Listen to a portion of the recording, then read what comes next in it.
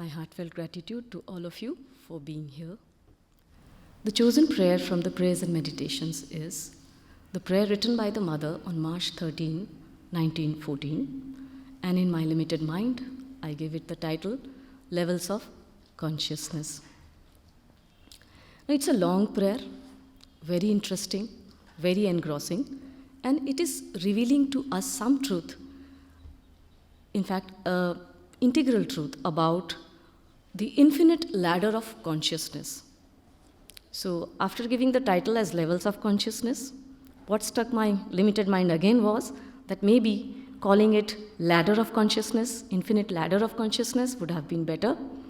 But anyway, here in this prayer, this infinite ladder of consciousness she's talking about, it is the ladder, it is the levels through which the consciousness is climbing.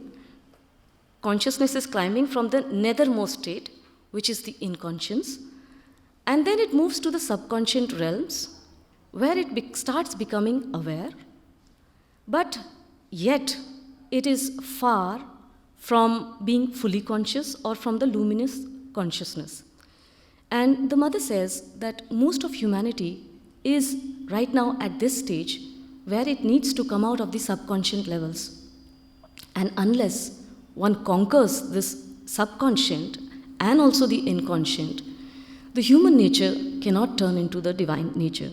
So, the transformation of the inconscious into luminous consciousness is actually the main business of dynamic spirituality in the present day.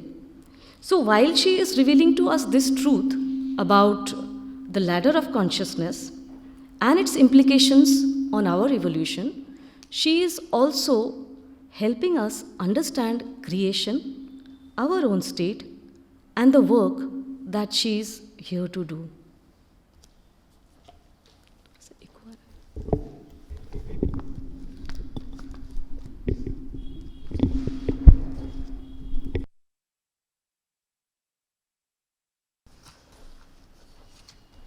March 13, 1914. How many different levels there are in consciousness. This word should be reserved for what is illumined in a being by thy presence, is identified with thee, and partakes of thy absolute consciousness. For that which has knowledge, that which is perfectly awakened, as the Buddha says. Outside this state, there are infinite grades of consciousness going right down to complete darkness, the veritable inconscience, which may be a domain yet untouched by the light of thy divine love.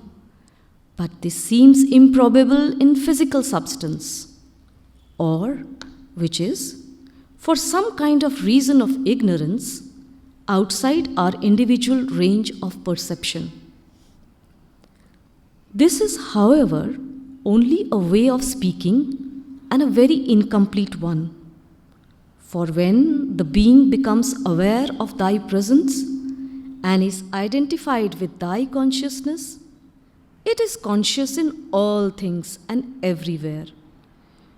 But the fleeting duration of this supreme consciousness can be explained only by the complexity of the elements of the being, by their unequal illumination, and by the fact that they enter into activity successively. It is, moreover, because of this successive activity that they can gradually become aware of themselves as a result of their experiences, both objective and subjective, which are really one and the same. That is, discover thee in their unfathomable essence. The subconscious is the intermediate zone between precise perception and ignorance, total darkness. It is probable that most beings, even human beings, live constantly in the subconscious. Few emerge from it. This is the conquest that is to be made, for to be conscious in the true sense of the word is to be thyself integrally.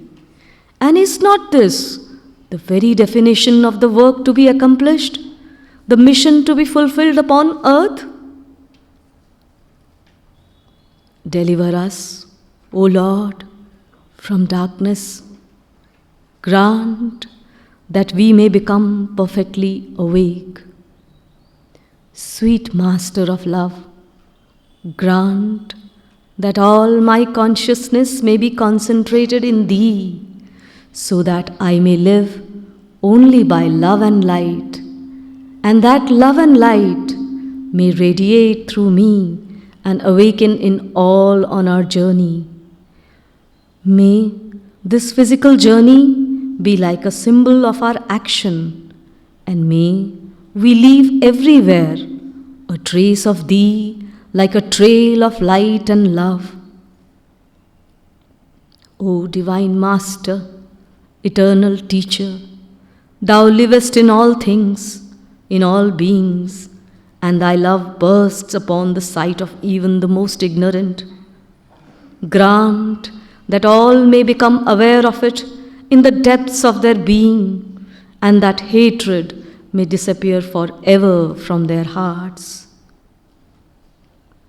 My ardent gratitude rises to Thee like a tireless chant.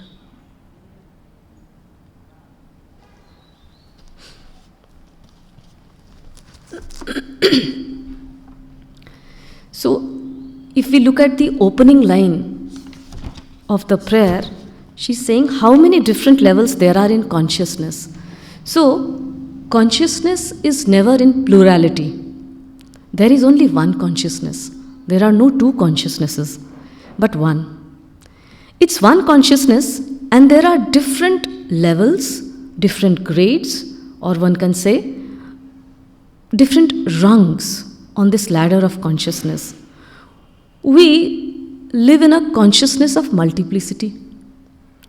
And the consciousness, how does it become multiples or many?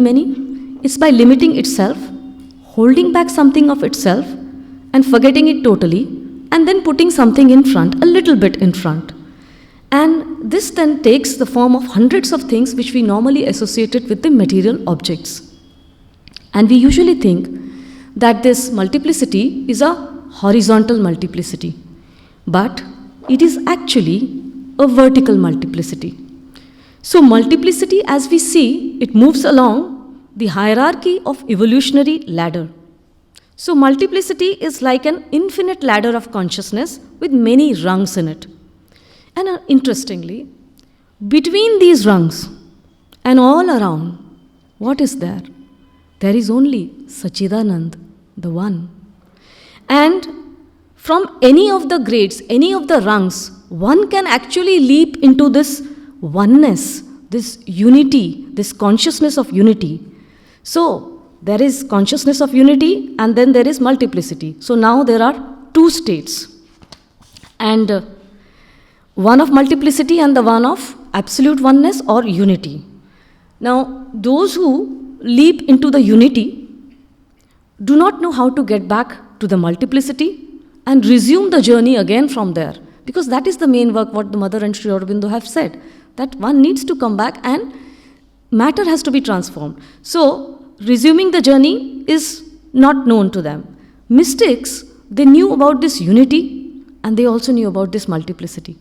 But they did not know what connects the two.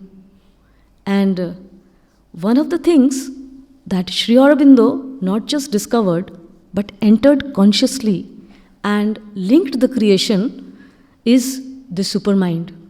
In this prayer also, Mother is actually describing this stage of supermind. She does not use the word supermind. And this new consciousness, once the doors of the supermind opened, a new consciousness entered the earth consciousness and is creating a shift or a change. So these days we see a lot of churning, a lot of these movements that have come up. So, largely we find that there is a small opening, that people are becoming aware of their own individuality as well as that of a larger unity.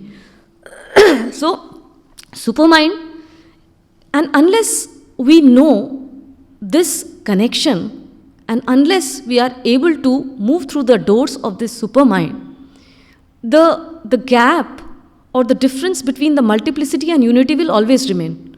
And human nature cannot turn into the divine nature. It's like one attains one and forgets the other thing. Satyavan, in the story of Savitri, he tells Savitri that when I found the self, I lost the world. And when I found the world, I lost the self.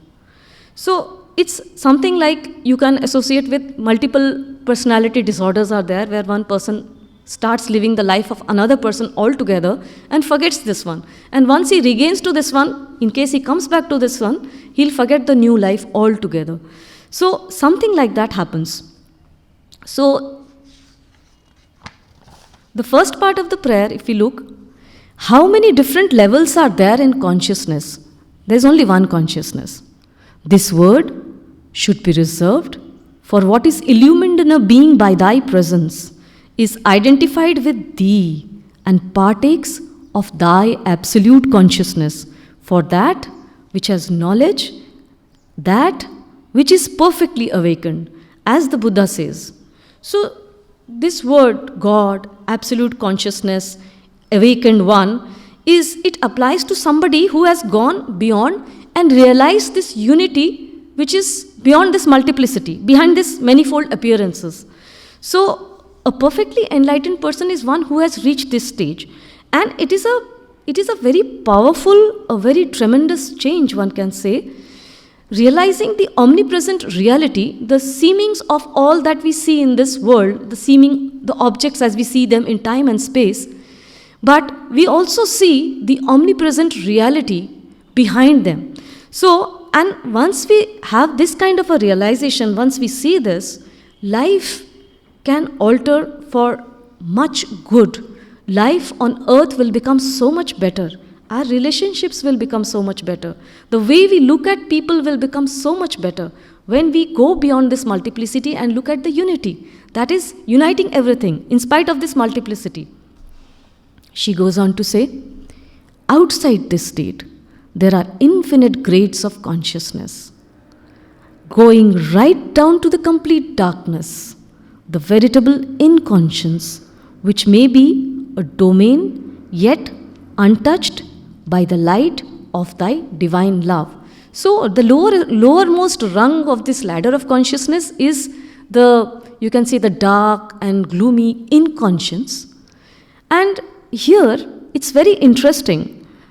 Mother has said that maybe the domain of inconscience is yet untouched by the light of thy divine love. And she puts it in bracket. But this seems improbable in physical substance, or which is of some kind of reason of ignorance outside our individual range of perception. So she is saying that the inconscience is at the nethermost, it is the nethermost rung. And it looks like from there that the inconscience is an apparent negation of the superconscient. And Mother has also said that inconscience is actually the origin of our evolutionary creation that we see, in which the omnipresent reality is gone inside the inconscience, and yet it is as if playing some sort of a self-loss and self-finding, and finds utter delight in the many, many-fold expressions that will get created. And from the darkness of inconscient, because the divine is there, out of it this dense and primal substrate is created, which is matter. There starts evolution. As long as life has not entered it, it looks like as if the whole of the cosmos, the planets, the universe, everything is like in a torpor, it's like in a sleep. And then once matter originates from this inconscient, this substrate is created, emerges life. As we see now in the evolutionary process, the life, the lower forms, the higher forms, the yet higher forms, and so on. So out of matter emerges life. when life comes, emerges consciousness. And it looks as if the inconscient is yet untouched by the divine love, but she says that it is like a mirage, because it looks as if the divine entering the inconscious is unconscious. It is not aware, because inconscience is a state of extreme tamas, extreme darkness, and here in the inconscience the perception also collapses, vanishes, and it seems as if the divine, having plunged into the inconscious, has become unconscious and has forgotten everything. But that's why she has put it in bracket. This seems improbable in physical substance. Why? Because the divine himself has gone into unconscious to create matter. How is it possible then that this presence is there? And when this presence is there, it knows everything and is everywhere. So she says, because the physical matter has emerged of it, so this seems improbable in the physical substance. That means inconscience has the divine in it. Inconscience, there is consciousness in inconscience also. And she says that this experience is very difficult to translate completely, because on one side there is a complete lapse of consciousness, and on the other side there is this divine presence which knows everything and is everywhere. So she says this is, however, only a way of speaking, and a very incomplete one. So here is that you can't translate it completely. So it's very difficult to explain this stage. For when the being becomes aware of thy presence and is identified with thy consciousness, it is conscious in all things and everywhere. Then she goes on like the Sufi mystic who said, no, tu bada gorakh dhanda, tu hai bhi aur nahi bhi. So she goes on to say, but the fleeting duration of this supreme consciousness can be explained only by the complexity of the elements of the being, by their unequal illumination, and by the fact that they enter activity successively. It is moreover because of this successive activity that they can gradually become aware of themselves as a result of their experiences, both objective and subjective. Again she puts a bracket, which are really one and the same. So the objective and the subjective are the same. That is, to discover thee in their unfathomable essence. So even if we look at the evolutionary process, in the smaller beings or in the animal world, the consciousness in the form of some kind of twitches or some kind of intuition is there. Then when the human beings evolve, there is the reasoning mind comes into the process, and though you cannot say that the animal is fully conscious, human beings are conscious, they are conscious beings, but yet they are not yet fully conscious. Human being is a transition, it's in transition. So this, even when we realize, even when that realization of the self, or we realize this, we get in touch with this absolute consciousness, this experience is very fleeting. It's not lasting. It's very, very fugitive.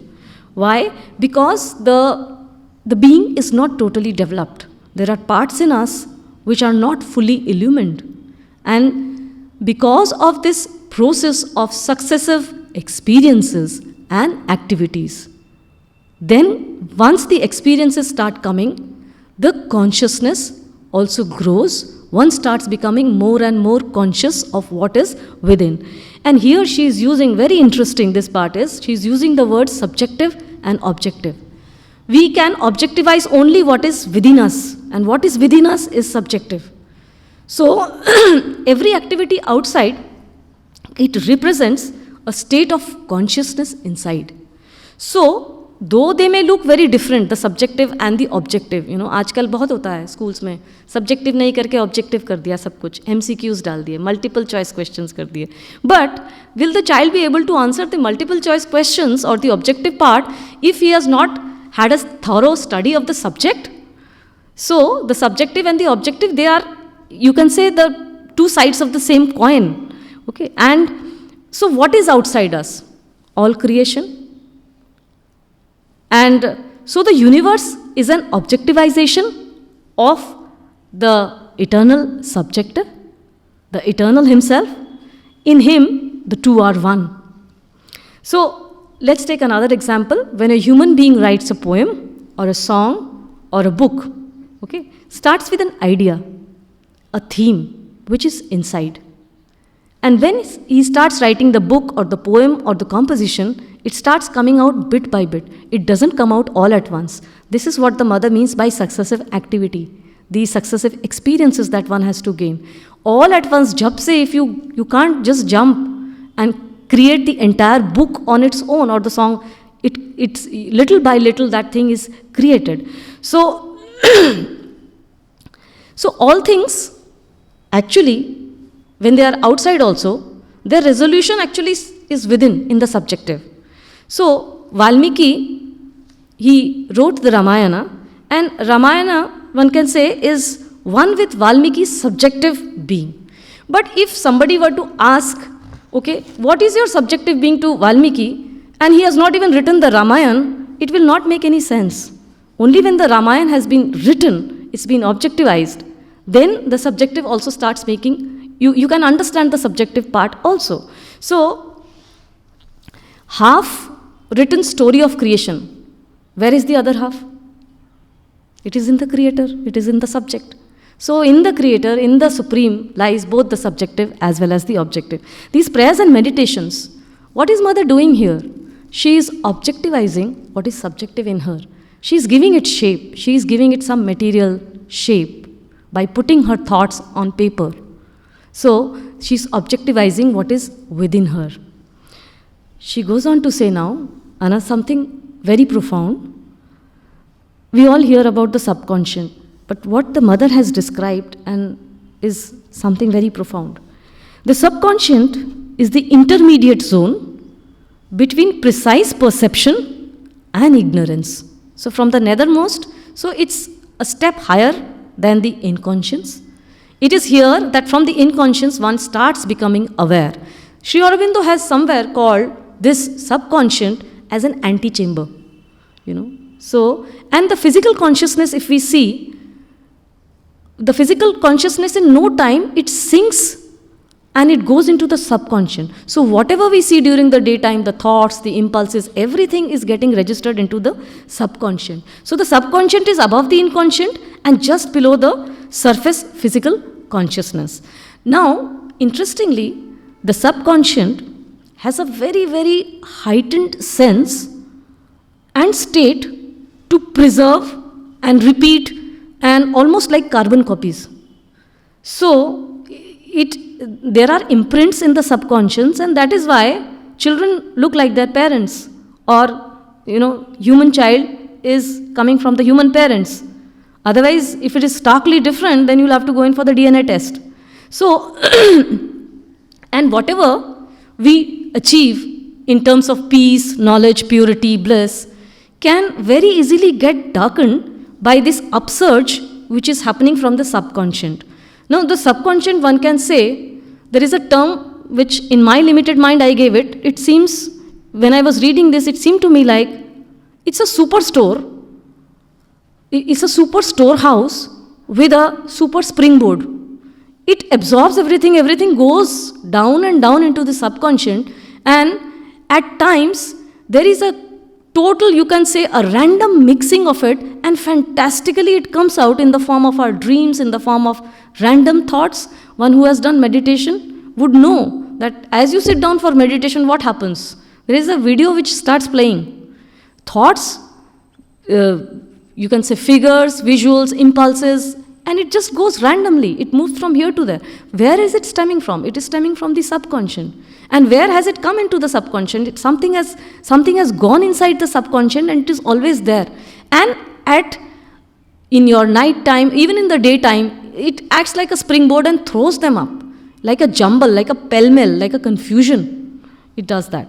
So, Mother somewhere has said that the only thing that one needs to shun is the inertia of inconscience.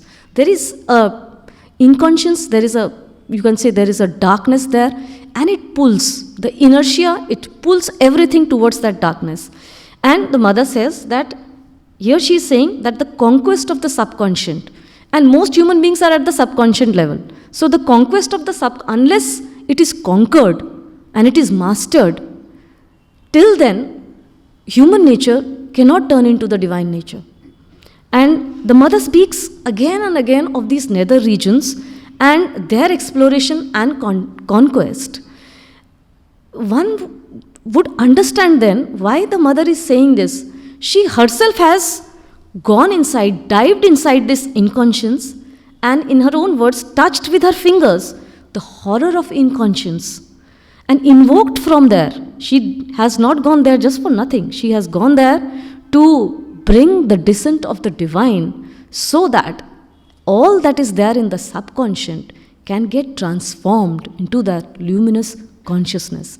And therein lies you can say, the subconscious and the inconscient, they are not the ultimates for us. What is ultimate for us is the superconscient.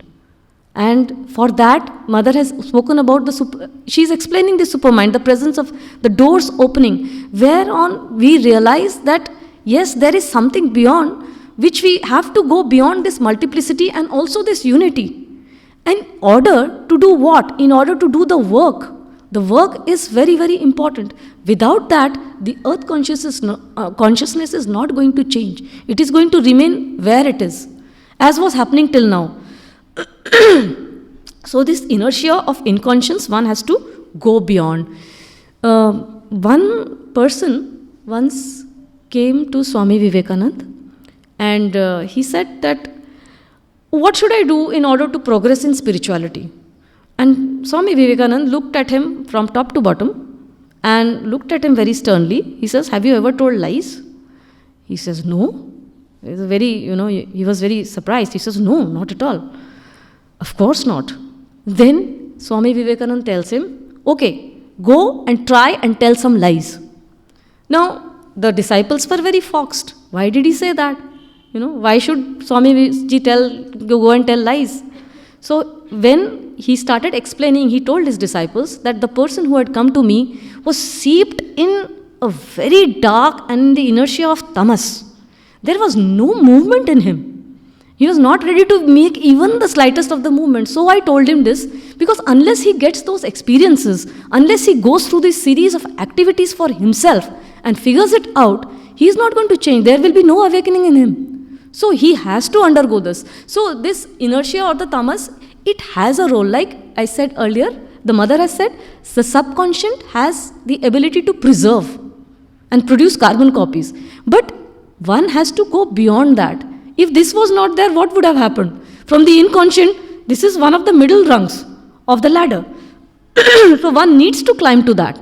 And one needs to not only restrict oneself to that, one has to go beyond that and reach the supermind, doors of the superconscious. So passion, mother says, itself is any day preferable to inertia of ignorance.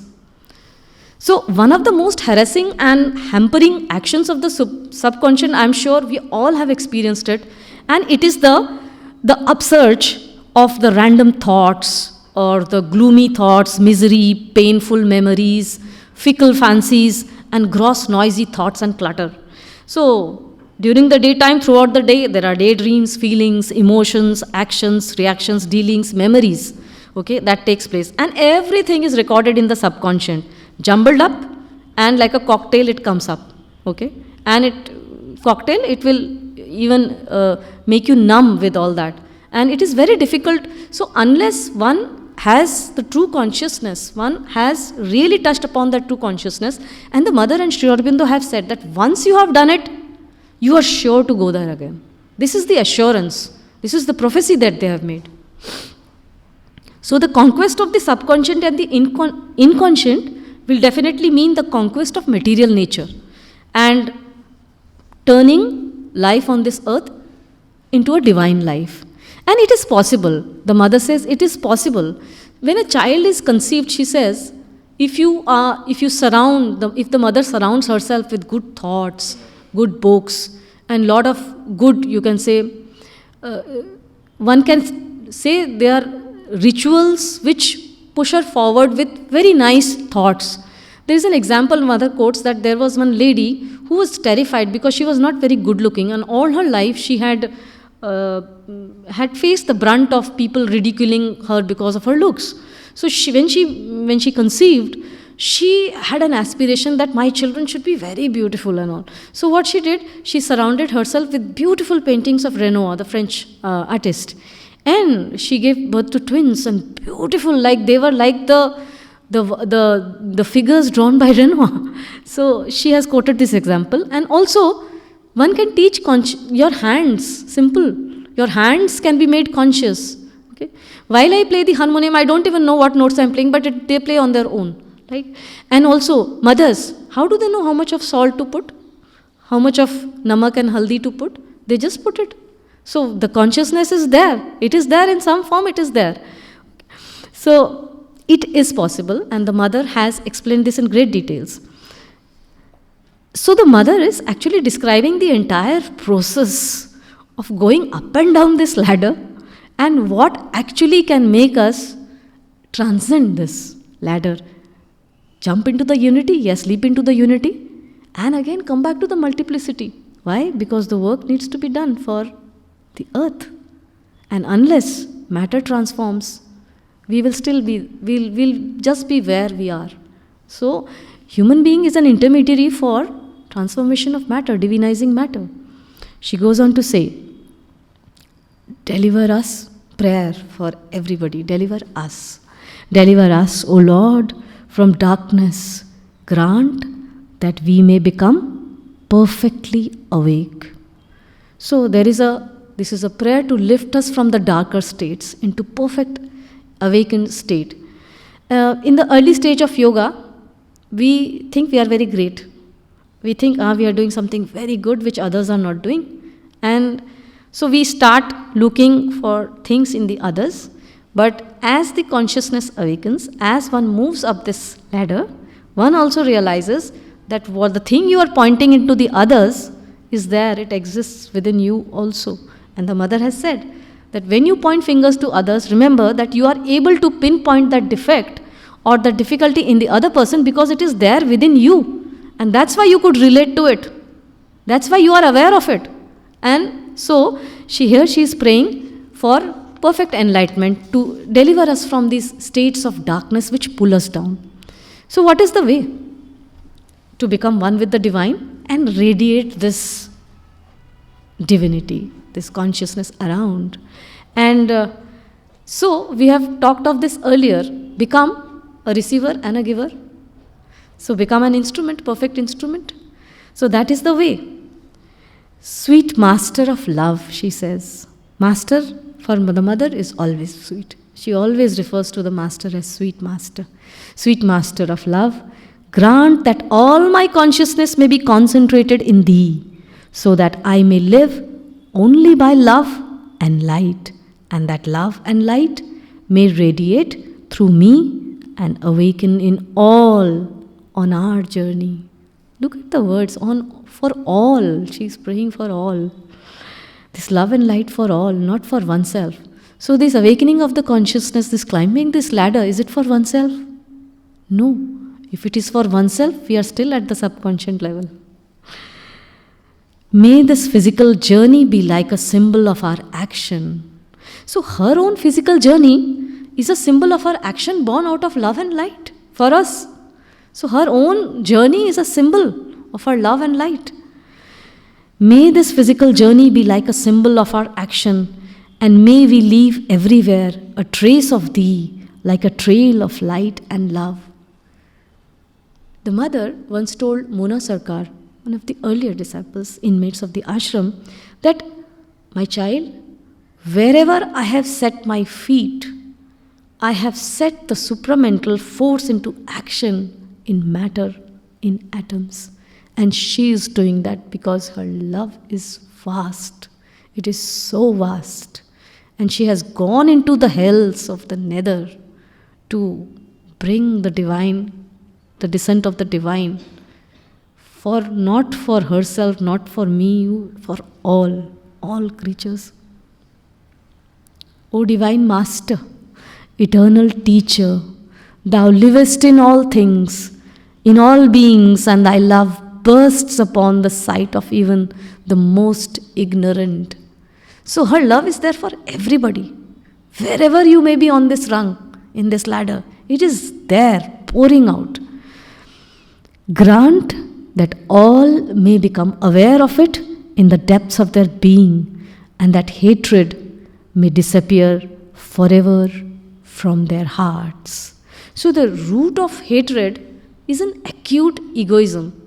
Love is all about self-giving, and hatred is all about wanting and getting these negative feelings when we don't get or when we don't achieve certain things. So because I'm not getting really what I want, and that's where the hatred steeps in. So the inconscience, according to the mother, is the origin of our evolutionary birth. And subconscient, one can consider that it is a nursery where the animal, human traits and tendencies are, you can say, developed. But one must remember that heaven is our father. And it is not the inconscient and the subconscient that are the ultimate determinants of our destiny, but the superconscient. And she ends this prayer with gratitude. My ardent gratitude rises to thee like a tireless chant. Though the mother has touched upon supermind, and Sri Aurobindo has spoken at length about the different levels of the mind, so can you come and explain these different levels so that at one go we can be very clear? There's a lot of clarity which will come. Because Sri Aurobindo has talked, and there is a lot of confusion regarding these rungs of the mind, one can say, the levels of mind. Thank you, Mithu. In this prayer, the mother has talked about the two extremes, the inconscient and the superconscient. And between the two, as she says, there's a wide spectrum. She has not dilated upon this spectrum, but in the Life Divine, Sri Aurobindo has divided this spectrum into identifiable stages.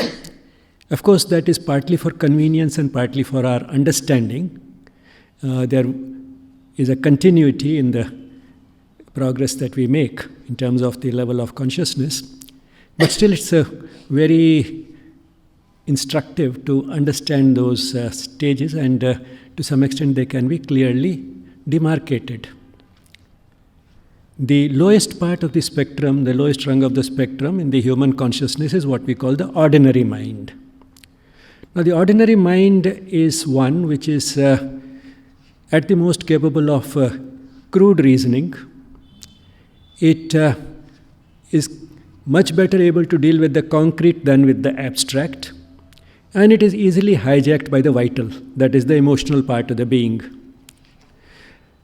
It gets easily exploited by the vital, and the result is that instead of moderating and governing our feelings, it ends up supporting the feelings even when they are pushing us or pulling us in the wrong direction. For example, I may know that it's nice to get early in the morning and take exercise, but then I'm not feeling like doing it. That is the emotional part of the being. The intellect knows that it will be good for my health if I spend enough time getting ready early in the morning, including exercise. But then I feel that it's too cold these days. If I get up too early, I'll fall sick, I'll catch a cold. Now I found a reason to support the feelings. So, it can get easily hijacked. Higher than the ordinary mind is the higher mind, which is capable of much better reasoning, but it still uses reasoning as a crutch. Now, to try and understand the difference between crude reasoning and refined reasoning, that is the type of reasoning that the ordinary mind can get into, the crude reasoning, and the type of refined reasoning that the higher mind is capable of, let's look at these two statements. Asanas are an essential part of yoga because all schools of yoga teach them. One statement. The second statement, the body is the, sorry, all schools of yoga teach asanas because the body is the material base of the being. Now let's look at the first one. Asanas are an essential part of yoga because all schools of yoga teach them. Now, this is the type of reasoning, which is very crude. It is trying to establish that asanas are an essential part of yoga because after all schools of yoga teach them, all of them can't be wrong. सारे पागल थोड़ी हैं जो सिखाते हैं, ज़रूरी part होगा. This must be an essential part of yoga. Now, the second one reverses the cause and the effect and gives a little further refinement. It says most schools of yoga teach asanas because the body is the material base of the being. So, not all schools, but most schools. So, a little refinement. Teach asanas because asanas involve the improvement in the physical part of the being, and the physical part of the being, that is the body, is the material base which is required for all action in the world, and therefore, if the journey of yoga has to involve worldly action, which integral yoga, which is an important part in integral yoga, and therefore, improvement of this bodily instrument is important, and therefore most schools teach yoga. Now you see, both is a reasoning. Now this is a refined reasoning in which we are not saying all schools, most schools. And secondly, we are giving why most schools teach them. So most schools teach them because of a reason, valid reason. It's not that the asanas are essential because all schools teach them. Now, that is trying to say as if we are the cause is the sort of the reason why all schools teach them is not that the reason is not that all schools teach them because it's important, but they are essential and therefore all schools teach them. So all of them can't be wrong. That's the sort of reasoning. Now that's a crude type of reasoning. So crude reasoning and refined reasoning. But at the same time, higher mind also does need reasoning, does need that crutch of reasoning to arrive at a conclusion, and therefore it goes through a laborious process of reasoning, and it may help us correct some errors.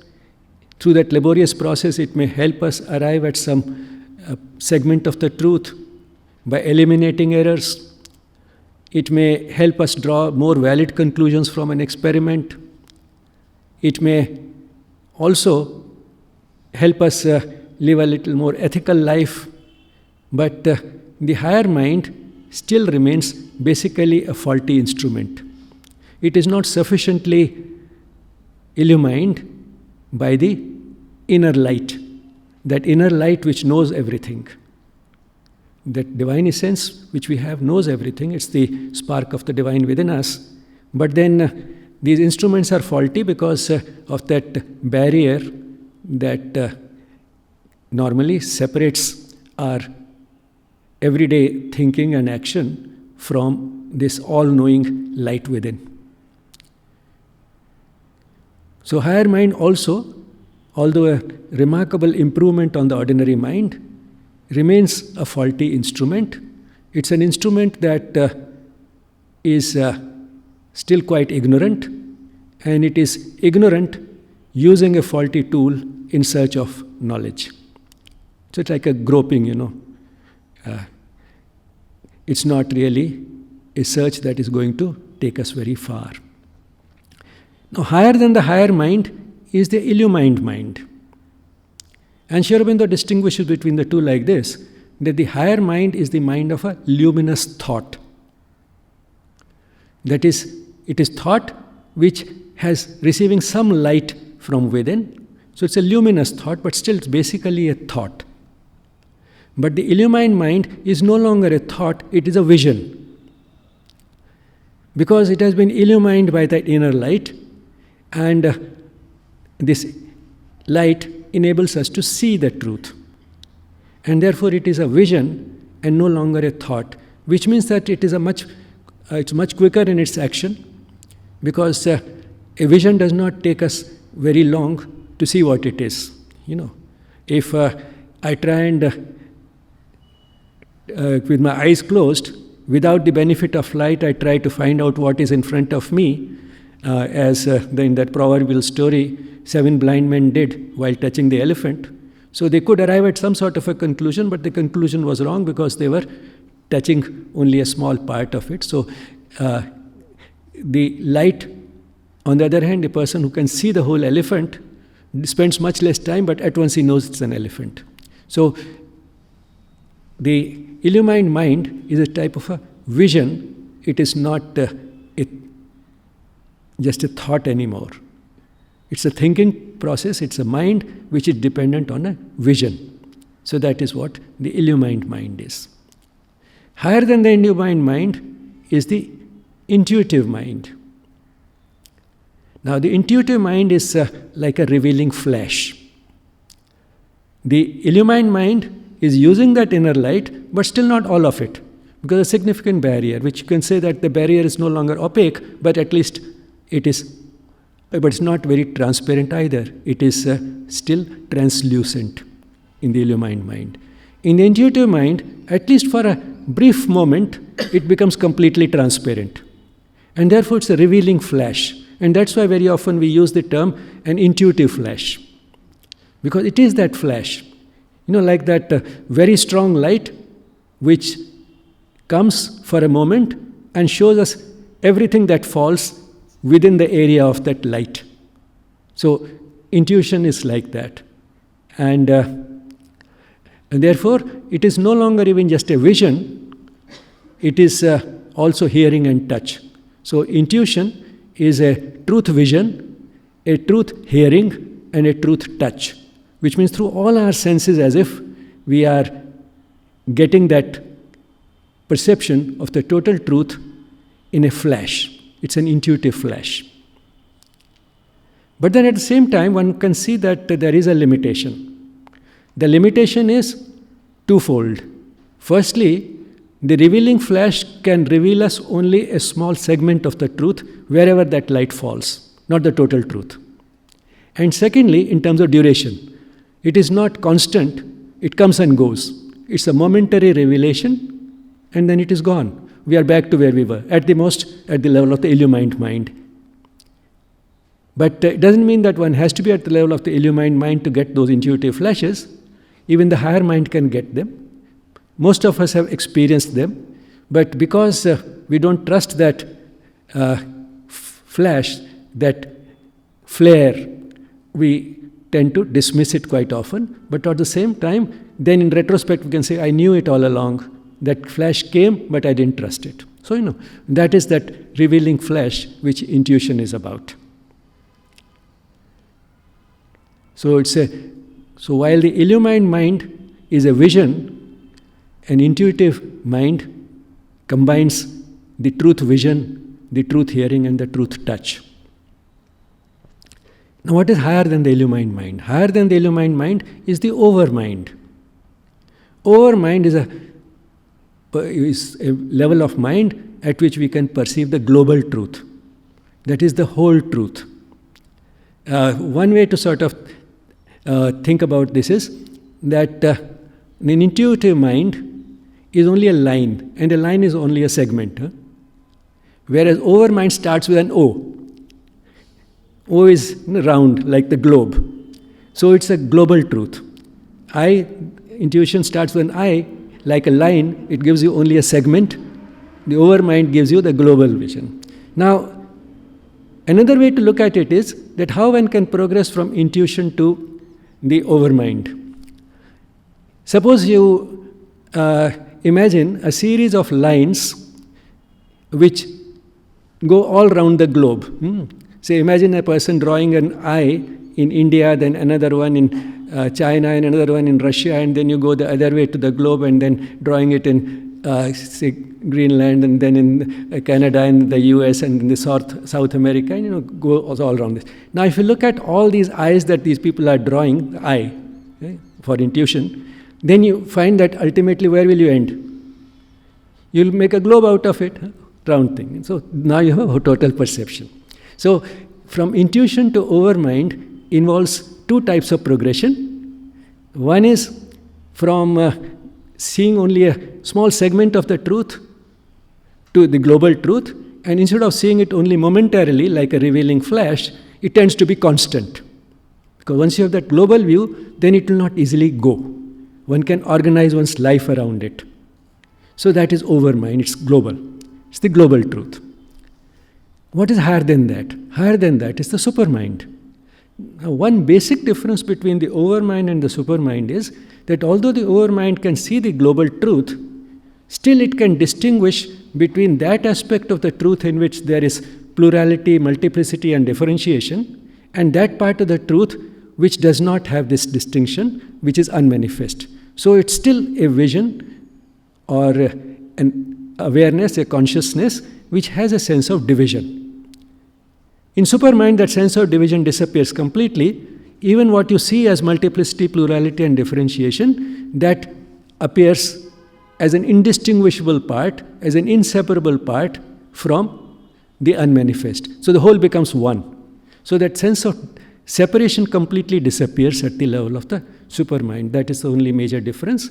But certainly overmind itself is an extremely high level of consciousness, and it gives us that global vision which we most of the time associate with the perception of the total truth, because it does reveal the total truth. It stays constant, but within that it can still retain that sense of separation, that sense of division between the manifest and the unmanifest, the manifest having that characteristic of plurality and multiplicity and differentiation.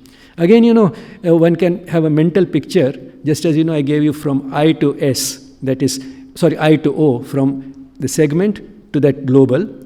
Now, suppose that O which you have in the overmind, you break it at a few places. What will you get?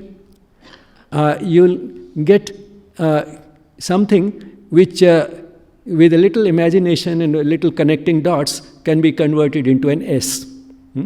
From O to S. And when you do that, then you find that what has happened is that O has further expanded, and in that process, stretching further expansion, it has broken.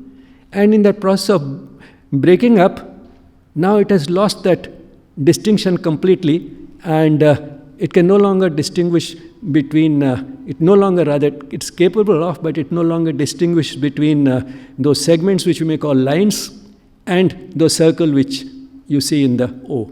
So it's a further expansion, a further stretching, so that even the O has collapsed, even the O loses its identity and merges with that S, the supreme consciousness or the superconscient. So that is one way of also building up an image from the ordinary mind, which deals with the concrete and crude sort of reasoning. That's all what it can use, easily hijacked by the vital.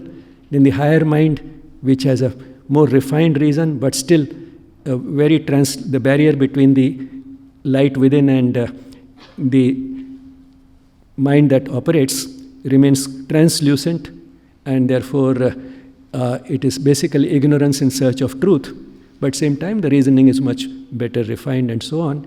But then the illumined mind, which has a good sort of illumination, but still remains only a vision, intuition, which progresses from the vision to hearing and touch, where virtually everything which we are receiving from is being illumined. All what we associate with perception, the sense organs, everything is getting it, but getting only a small segment of the total truth, and getting it only for a short while, and then from there to overmind, which has that global perception and which stays constant, and from there to supermind, where even the sense of division completely disappears. I can end with a prayer for us to progress towards that light which can illumine the whole truth, which is embodied in Sri Aurobindo's Gayatri.